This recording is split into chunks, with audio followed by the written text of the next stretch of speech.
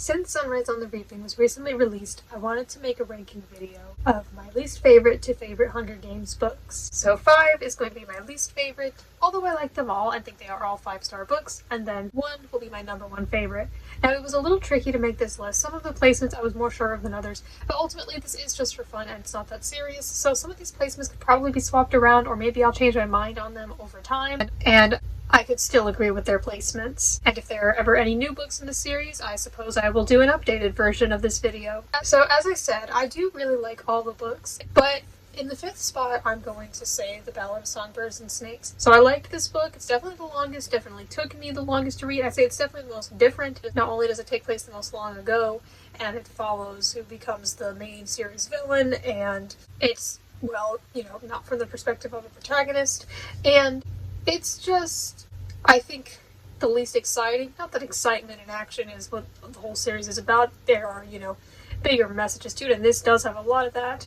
It's from the perspective of the enemy, though it does have characters like Sejanus, who didn't agree with what the Capitol was doing, and I guess, yeah, this video will contain spoilers. And there, yeah, just isn't a lot that happens in this book. It's very slow-paced. The technology was not super advanced at the time, so the Hunger Games weren't super interesting. Sometimes things would happen in this book, but a lot of it is just talking and walking around, which I've said that I like in books, but it's not exactly what I would expect from this series. So it is very slow-paced, ends kind of abruptly, doesn't really give us closure. I thought maybe in Sunrise on the Reaping we'd get some answers to what happened in that aspect, but we didn't quite, unless I interpret it incorrectly. So this book is fine. I don't think it's bad. I still enjoyed it. I liked taking my time with this book and going to this world and spending time with these characters that I had been spending so much time with. But ultimately, it is my least favorite, but I don't necessarily think that it's weak or a bad addition to the series. I know a lot of people didn't ask for this, and a lot more people preferred Sunrise on the Reaping as a prequel. I thought it was fine. I think it makes sense. If the author wanted to write this, I definitely see her purpose with it, and now that Sunrise on the Reaping is out, I can understand why the books came out in the order that they did. So this one is fine, but I think a lot of people will agree that it's just not their favorite. It just wasn't the most enjoyable for me, and I know it's not just about being entertained and having fun, because that's not exactly what the series is about.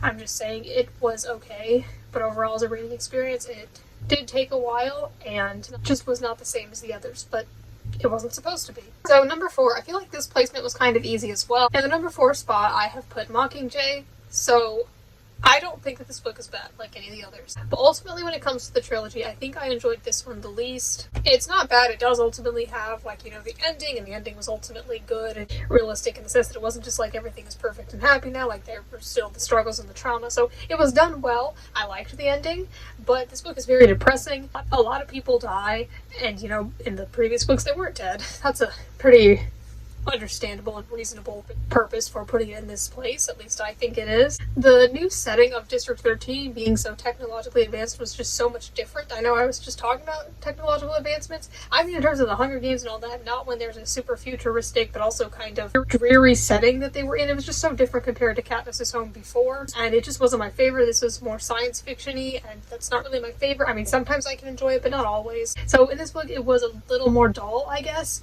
And like I said, so much of it is just depressing. It has a bit of a different format than the last 2 books, which is the whole point of the series, to, you know, stop the Hunger Games. But yeah, this book was still good, but the setting just wasn't preferred by me, and it's just depressing. I guess maybe some things needed to happen, but did those characters need to die?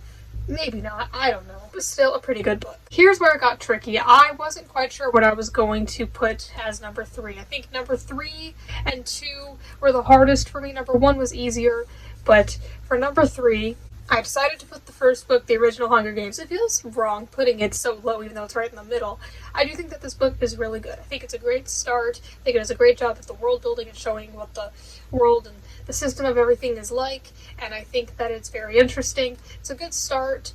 Of course, later it gets built upon in the other books I'm going to mention, but yeah, there isn't really anything bad I have to say about this book. It's more of just, I think that the next 2 are better. But still, I think that this book did a great job of being an introduction, but it wasn't just like an introduction where it felt slow, like everything was just slowly being introduced, and then in the next book things would really get started. A lot still happened in this book, so it wasn't like this book was just the introduction. I think it's still an enjoyable book on its own. For number 2, I decided to say Sunrise on the Reaping. I think that this book, it's hard to decide which is more preferred by me between this and the Hunger Games. Like I said, some of these places could be swapped around and I still feel the same. And this is the biggest example of that. It took some time for me to make this decision, but I think I'm putting this above the Hunger Games because I just feel like it has more. It just feels like the things that happened were things I just hadn't seen before, and I guess it was just crazier, and the things that happened were just really interesting. Like, you know, in the Hunger Games, there weren't any tributes who died before the games, and they got replaced. At least not that Katniss knew of. You know, Katniss's family did not get killed right after the games. She definitely faced some tragedy, but it wasn't as instant, and not all of her loved ones end up dying, as we know. And just this particular story is probably the saddest book of all of them, but ultimately I think I might have preferred it a little better. That could just be because it's newer, I don't know, but I still think that the first Hunger Games book is a very good book. It was also nice to see the tributes in this book, particularly with the protagonist. Speaking of protagonists, that's another thing I was going to say about the Battle of Songbirds and Snakes. Another reason why it's so different is because it's in third person and none of the other books are. Anyway, as I was saying, I think it's nice that the protagonist in this book interacts with so many of the other tributes and like forms all these plans and like this alliance with them, whereas Katniss didn't really do that. She mostly kept to herself, which is fine. That was part of her personality. It made sense. That's just how that book went, but I liked that. There were just a lot of things in this book that I liked. So I thought that this book was pretty good at taking what we already knew about the world and using the main trilogy and the first prequel to expand upon it and help us learn even more and kind of fill in those pieces, like what happened to these characters, why are they the way they are. I think it gave us some good answers. And yeah, I just think it was, I mean, it's ultimately a prequel, not a sequel, but it felt like a sequel in the sense that it expanded upon the world in an interesting way, just filling out that gap. And then number one is Catching Fire. I know this is a lot of people's favorite. I wonder if even After Sunrise on the Reaping is still a lot of people's favorite. Maybe. But as I said, I don't feel that things didn't start happening until the second book. They definitely were already happening, but then they start happening even more in this book. And this book was just crazy and had a lot of cliffhangers, especially at the ending, and just, it was hard at times to just stop reading. And the relationship between Katniss and Peeta becomes even more interesting in this book. And it was just so interesting, and there were all these themes of, like, rebellion and stuff. I thought there wasn't any of that in the first book. I think there is that throughout the whole series, but I think it really becomes stronger here when things really start to change. Like, some people might just, people who don't understand the whole point of the series and they've only read the first book might be like, why would people enjoy reading about this? This is terrible. And it's like, well, that's not the point. There's a sequel that goes over that. Not that you should feel bad for reading and enjoying the first book, but just like now here's where it makes more sense, where they're trying to stop things a bit more, and I think it does that really well. And this book is also quite sad, I guess they all are, but there are just things that happen that are really wild, and it's part of the whole thing, and I just think that this is a good sequel. It's, like I said before Mockingjay, where just so many more people died.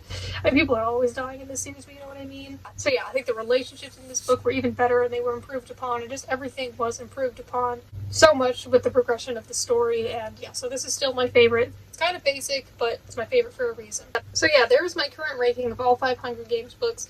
Let me know which one is your favorite, or if you want to give me your whole specific ranking, you can.